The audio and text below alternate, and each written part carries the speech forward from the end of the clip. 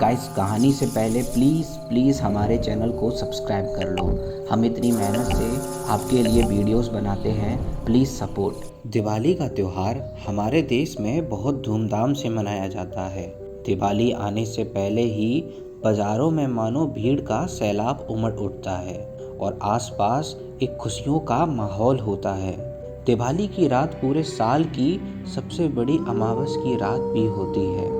ऐसा माना जाता है कि दिवाली की रात को भूत और प्रेतों की शक्तियाँ बहुत बढ़ जाती है। आज की कहानी ऐसी ही काली दिवाली की है, जिसने दिवाली की रोशनी को कैसे अंधेरे में बदल दिया। 3 जिगरी दोस्त जो दिवाली के लिए कई दिनों से एक्साइटेड थे, रवि, नमो और केशव साथ में ही पले बड़े थे और हमेशा साथ ही घूमते थे। लेकिन जब नमो की फैमिली ने इंडिया से बाहर सेटल होने का डिसाइड किया तो उन तीनों के लिए वो आखिरी दिवाली थी जिसमें वो साथ थे। दिवाली के तुरंत बाद नमो अपनी फैमिली के साथ वो शहर हमेशा हमेशा के लिए छोड़कर जाने वाला था। वो तीनों चाहते थे कि ये दिवाली उनके लिए यादगार रहे, जिसे वो कभी ना भूल पाए। दिवाली की रात को पूजा खत्म करने के बाद रवि, नमो और केशव एक ही स्कूटी पर कहीं घूमने निकल गए। लेकिन उनको क्या पता था कि उनका ये सफ़र उन्हें एक ऐसी जगह पहुंचा देगा जहां से शायद ही कोई बचकर लौट सके। रोड बिल्कुल सुनसान थी और खाली रोड पर चलते चलते ऋषि ने अपनी स्कूटी को एक जगह पर रोक दिया। उसने अपनी स्कूटी की डिग्गी को खोला और उसमें से कई सारे पटाखे निकाले। उन सुनसान रोड पर कुछ ही दूरी में एक बहुत ही पुराना मंदिर था। वो मंदिर कई ज़माने से टूटा फूटा और खंडर था, लेकिन उस मंदिर के अंदर अभी भी एक ऐसा कमरा था जो आज भी बिल्कुल सही सलामत था। उसका दरवाज़ा पुराने ज़माने का था और उस पर एक बड़ा सा ताला लटका हुआ था, जिस पर लाल रंग के धागे बंधे हुए थे। ऋषि ने मज़े से पटाखे को जलाना शुरू कर दिया और तभी केशव ने एक रॉकेट लिया और उसे 2 पत्थरों के बीच में रखकर उसे जला दिया। लेकिन उस रॉकेट में आग लगते ही वो गिर गया और सीधा उस खंडर वाले मंदिर में जाकर फट गया। उस रॉकेट की वजह से एक जोर के धमाके की आवाज़ आई।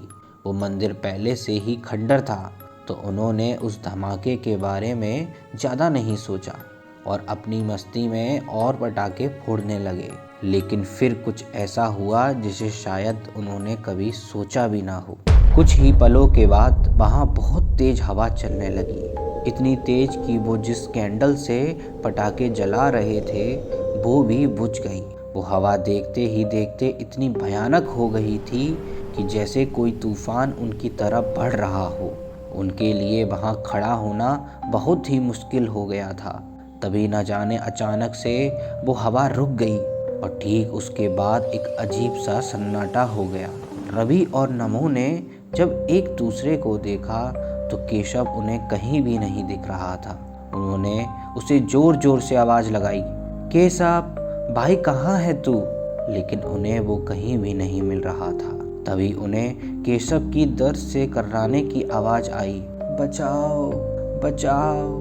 वो आवाज़ कहीं और से नहीं बल्कि उसी खंडर वाले मंदिर से आ रही थी। रवि और नमो दौड़कर वहां पहुंचे तो उन्होंने देखा केशव उन खंडर के पत्थरों पर पड़ा हुआ था। उसके पेट पर बहुत ही बड़े बड़े नाखूनों के निशान थे और उसके पेट से बहुत सारा खून निकल रहा था। रवि की नज़र जब मंदिर के अंदर गई तो उसने देखा कि जो दरवाज़ा पहले बंद पड़ा था उसका ताला पूरी तरह से टूटा पड़ा था। उन्हें अब कुछ भी समझ नहीं आ रहा था कि तभी केशव की आंखें बंद होने लगी थीं। बड़े घावों की वजह से वो कुछ बोल भी नहीं पा रहा था, लेकिन हिम्मत जुटाकर उसने मंदिर की छत की ओर इशारा किया, वहाँ ऊपर देखो। और जैसे ही रवि और नमो ने पीछे मुड़कर देखा तो उनकी रूह धड़ धड़ काँप गई। मंदिर की छत पर एक राक्षस जैसा दिखने वाला जीव छत पर बैठा था। उसका पूरा बदन जली हुई चमड़ी जैसा था और उसकी आंखों का रंग एकदम सफ़ेद था।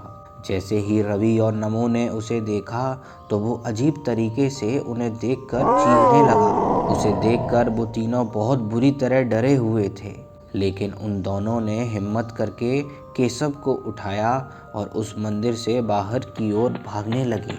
उन्हें देखकर वो राक्षस भी भागता हुआ नीचे आ गया। उन तीनों को आज अपनी मौत नज़दीक आते दिख रही थी। केशव को उठाकर भागना बहुत ही मुश्किल हो रहा था और उसका बहुत सारा खून बहने की वजह से वो अपना होश भी खोने लगा था। वो तीनों जैसे तैसे करके भागते भागते उसी रोड पर पहुंच गए और कुछ ही देर बाद उन्होंने पीछे मुड़कर देखा तो वो राक्षस अब उनके पीछे नहीं था।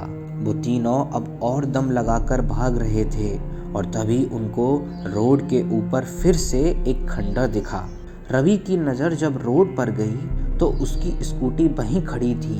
ये देखकर वो और डर गया, क्योंकि इसका मतलब ये था कि वो भागते भागते वापस वहीं आ गए थे जहाँ से वो भागे थे, और जो खंडर उन्हें दिख रहा था वो कोई और नहीं बल्कि वही खंडर वाला मंदिर था जहाँ पर उन्हें वो राक्षस दिखा था। उसी मंदिर के उस बंद दरवाजे में एक छोटा सा कमरा था जहाँ पर एक मूर्ति लगी थी, और वो मूर्ति किसी और की नहीं बल्कि उसी राक्षस की थी जो उनके पीछे पड़ा था। उस मूर्ति के नीचे लिखा था खंगोर देव। वो तीनों बहुत ज़्यादा डर गए थे, क्योंकि उन्हें समझ नहीं आ रहा था कि वो कहाँ पहुँच गए हैं। नमो ने मदद के लिए अपना फ़ोन को निकाला, लेकिन उसके मोबाइल में कोई नेटवर्क ही नहीं था। उसने उस मंदिर की एक फ़ोटो क्लिक की और केशव को उठाकर वो दोनों अपनी स्कूटी के पास ले जाने लगे, लेकिन तभी उन्हें अपने पीछे एक अजीब सी आवाज़ आई। उस दिवाली के दिन के बाद रवि, नमो और केशव कहाँ गए ये किसी को भी नहीं पता, और पुलिस को उस मंदिर के पास से सिर्फ एक फ़ोन मिला जिसके अंदर उस खंडर वाले मंदिर की एक फ़ोटो थी। जब उस इलाके के पुजारी को ये सब पता चला कि उस खंडर में ये हादसा हुआ है तो उसने उसी दिन उस जगह को छोड़ दिया। उस पुजारी ने उस इलाके के बाकी लोगों को भी कुछ ऐसा बताया जो सुनकर वहाँ के लोगों का दिल दहल गया। करीबन 500 साल पहले खंगूर नाम का एक राक्षस इस धरती पर आ गया था। वो इंसानों को खाकर अपनी शक्तियों को बढ़ाता था। सभी उससे बहुत डरते थे, इसलिए उसे खुश रखने के लिए उसका एक मंदिर बनवाया गया जहाँ पर उसे हर महीने एक इंसान की बलि चढ़ाई जाती थी। कहा जाता है कि कई ऋषियों ने मिलकर खंगूर को उसी मंदिर के एक कमरे में कैद कर लिया था, लेकिन दिवाली के उस पटाखों की वजह से वो दरवाज़ा खुल चुका था और खंगूर अब आज़ाद हो गया था। आज भी उस शहर से रात में इंसानों के गायब होने की खबर आती रहती है। ना ही उनकी लाश मिलती है और ना ही कोई सबूत, और आज भी वो राक्षस अपनी कई सालों की भूख मिटाता रहता है। गाइस, अगर आपको ये वीडियो अच्छी लगी तो हमारा चैनल द ब्रूटल टॉक्स को सब्सक्राइब कर लो। और गाइस, आप सभी को हैप्पी दिवाली।